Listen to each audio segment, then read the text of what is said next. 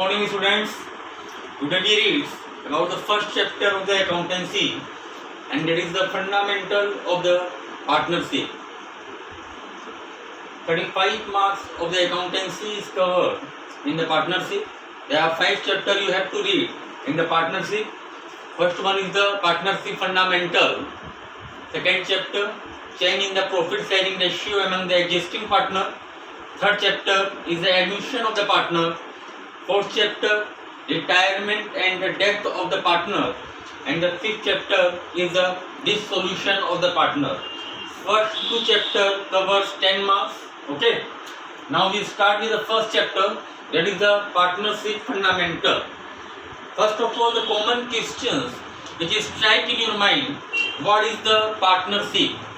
So far as the partnership is concerned, you have already been studied in class 11 regarding the partnership.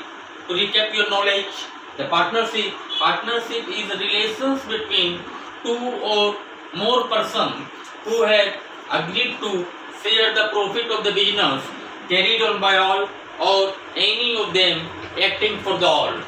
So far as the definition is concerned, this is given in the Partnership Act 1932. Very specifically in this definition, the definition itself says partnership is a relation. What type of the relations? The relations between the partner is just like the agent and the principal. Partners लोग के बीच में जो relations होता है वो agent का और principal का होता है. Is it very clear? Partnership is a relation between 2 or more persons. Means in order to start the partnership, at least 2 person required. कम से कम 2 लोगों की आवश्यकता होती है पार्टनरशिप बिजनेस को स्टार्ट करने के लिए. And so far as the maximum limit of the partnership is concerned, Companies Act 2013 itself amended it. The maximum number of the partner may be or shall not exceed 50, subject to the certain exception. Okay. The partnership is a relation between 2 or more persons. More means 50 who have agreed. There is a clear cut relations between the partner by an agreement. Partner लोग के बीच में जो relations create होता है वो agreement के जरिए create होता है. पार्टनर्स लोग के बीच में जो एग्रीमेंट होता है, अगर वो रिटर्न है, ओरल भी हो सकता है. अगर वो ओरल होता है तो उसको हम लोग क्या बोलते हैं? एग्रीमेंट. और पार्टनर्स लोग के लिए जो कॉन्ट्रैक्ट होता है बीच में, अगर वो रिटर्न फॉर्म में होता है तो उसी को हम लोग क्या बोलते हैं? पार्टनरशिप डीड बोलते हैं. The content of the partnership deed. Content क्या होते हैं पार्टनरशिप डीड के, ये आप लोग पढ़ चुके हैं. फिर भी अपने नॉलेज को आप लोग रिकेप कीजिए. पार्टनरशिप डीड में क्या लिखा हुआ होता है? The name of the firm. Firm का क्या नाम है? Name of the partners. Partners के क्या नाम है? Address of the partners and the address of the firm as well. Whether the interest on the capital provided to the partner or not, if provided, at which rate of the interest or what rate of the interest. Whether the interest on the drawing will be charged to the partner or not. क्या interest on drawing partner पर charge होगी या नहीं होगी? अगर होगी तो किस यूनिट पे होगी? Whether the salary will be given to the partner or not. Salary partner को दी जाएगी कि नहीं दी जाएगी? अगर दी जाएगी तो कितनी दी जाएगी? Commission. whether the commission will be given to the partner or not. Commission जो है पार्टनर को दिया जाएगा कि नहीं दिया जाएगा? ठीक है. अगर ये सब चीजें एग्रीमेंट में नहीं है, in the absence of that one, no any amount of the interest on the capital, neither salary nor commission will be allowed to the partner. Partner को आपको कुछ नहीं देना है उस कंडीशन में, अगर पार्टनरशिप डीड में किसी तरह का कोई उसमें स्टेटमेंट नहीं है. लेकिन हम लोग 2 चीज़ों की बात इसमें अवश्य करेंगे, जरूर करेंगे. Interest on the partner's loan. Partner यदि बिजनेस में किसी भी तरह का लोन प्रोवाइड करता है, and in the partnership deed, और पार्टनरशिप डीड में interest on the partner's loan के बारे में किसी भी तरह का स्पेसिफिकेशन नहीं दिया हुआ है.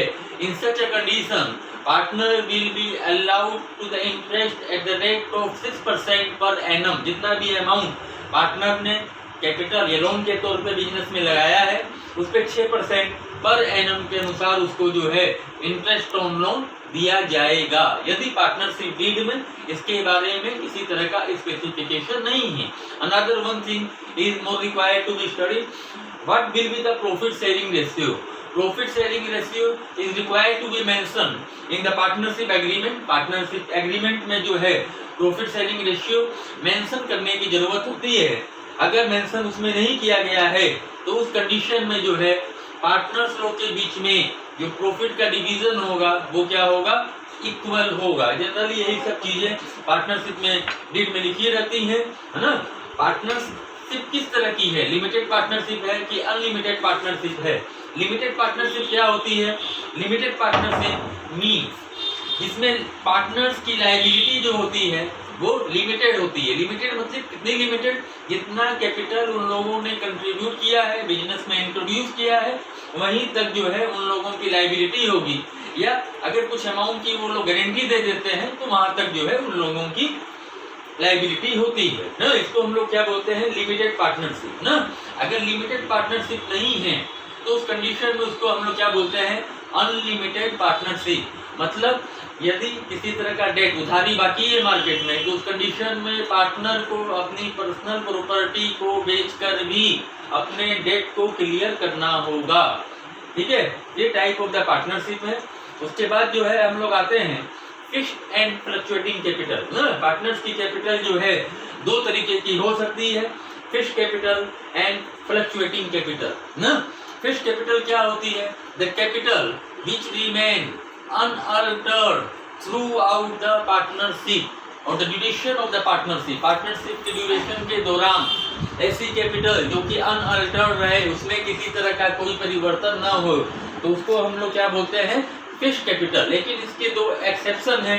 पहला एक्सेप्शन है, ठीक है, अगर पार्टनर फर्दर कैपिटल इंट्रोड्यूस कर रहा है तो वहां पर कैपिटल चेंज हो सकता है।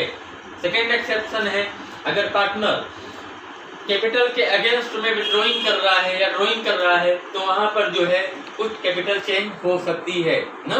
ये आपको दिमाग में रखने की आवश्यकता है। फ्लक्चुएटिंग कैपिटल, इसका मतलब क्या होता है, the capital which remain change over the time, जो समय के अनुसार जिसमें चेंजेस होते रहते हैं उसको हम लोग क्या बोलते हैं, फ्लक्चुएटिंग कैपिटल हम लोग बोलते हैं। अगर क्वेश्चन में मेंशन नहीं है कि कैपिटल फ्लक्चुएटिंग है या कैपिटल फिक्स्ड है, इन दैट कंडीशन, उस कंडीशन में आप कैपिटल को क्या मानेंगे, फ्लक्चुएटिंग मानेंगे।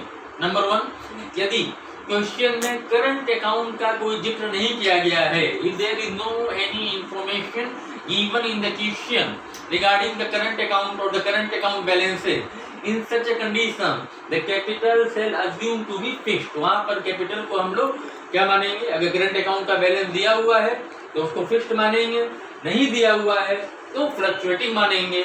अगर करंट कुछ नहीं दिया हुआ है तो वहां पर हम लोग फ्लक्चुएटिंग मानते हैं। अगर कैपिटल को हम लोग फ्लक्चुएटिंग मानते हैं तो वहां पर हम लोग को कौन कौन से अकाउंट बनाने पड़ते हैं, PL appropriation account number 1, number 2 partners capital account. ये दो चीजें बनती हैं।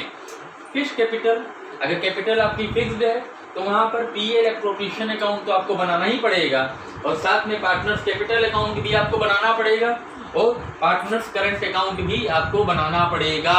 पीएल एप्रोप्रिएशन अकाउंट होता क्या है ना, this is the last stage. ये लास्ट स्टेज है after the preparation of the profit and loss account. चाहे सोल प्रोप्राइटरशिप बिजनेस हो चाहे पार्टनरशिप बिजनेस हो, सबके प्रॉफिट एंड लॉस अकाउंट बनेंगे।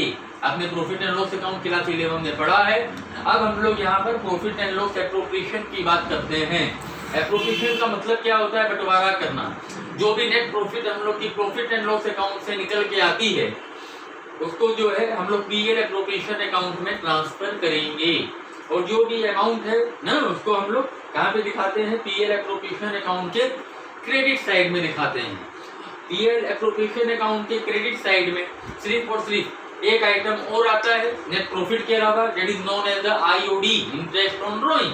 जो भी पार्टनर ड्रॉइंग कर रहे हैं उस पर जो फर्म चार्ज कर रही है इंटरेस्ट, उसको हम लोग जो है इंटरेस्ट ऑन ड्रॉइंग के नाम से जानते हैं।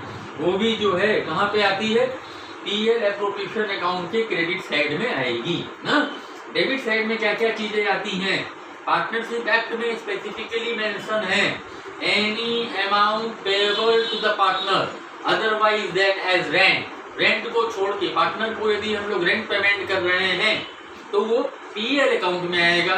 पार्टनर्स को इंटरेस्ट और लोन हम लोग दे रहे हैं तो वो भी पीएल अकाउंट में आएगा। उसके अलावा कुछ भी अमाउंट हम लोग जो पेमेंट कर रहे हैं पार्टनर को वो पीएल एप्रोप्रिएशन अकाउंट में आएगा। जैसे इंटरेस्ट ऑन कैपिटल, यदि पार्टनर को आप इंटरेस्ट ऑन कैपिटल दे रहे हैं पीएल एप्रोप्रिएशन अकाउंट में आएगा। पार्टनर को आप सैलरी दे रहे हैं तो वो भी पीएल एप्रोप्रिएशन अकाउंट में आएगा। पार्टनर को कमीशन दे रहे हैं, कुछ भी दे रहे हैं, पीएल एप्रोप्रिएशन अकाउंट में आता है। इधर का टोटलिंग करेंगे, इधर की टोटलिंग करेंगे, इधर के जितने आइटम है उसको माइनस करेंगे, जो डिफरेंस होता है उसको हम लोग डिविजिबल प्रॉफिट बोलते हैं, उसको यहाँ पर मेंशन करेंगे और उसको प्रॉफिट शेयरिंग रेशियो में डिवाइड करते हैं। यदि प्रॉफिट शेयरिंग रेशियो दिया हुआ है तो, यदि प्रॉफिट शेयरिंग रेशियो नहीं दिया हुआ है तो उस कंडीशन में जो डिविजिबल प्रॉफिट होती है उसको हम लोग इक्वली डिवाइड करते हैं। ओके, और डिविजिबल प्रॉफिट या जो भी आइटम है उसको कहाँ ट्रांसफर करेंगे?